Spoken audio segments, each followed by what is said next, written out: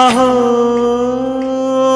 ఒక మనసుకు నేడే పుట్టిన రోజు,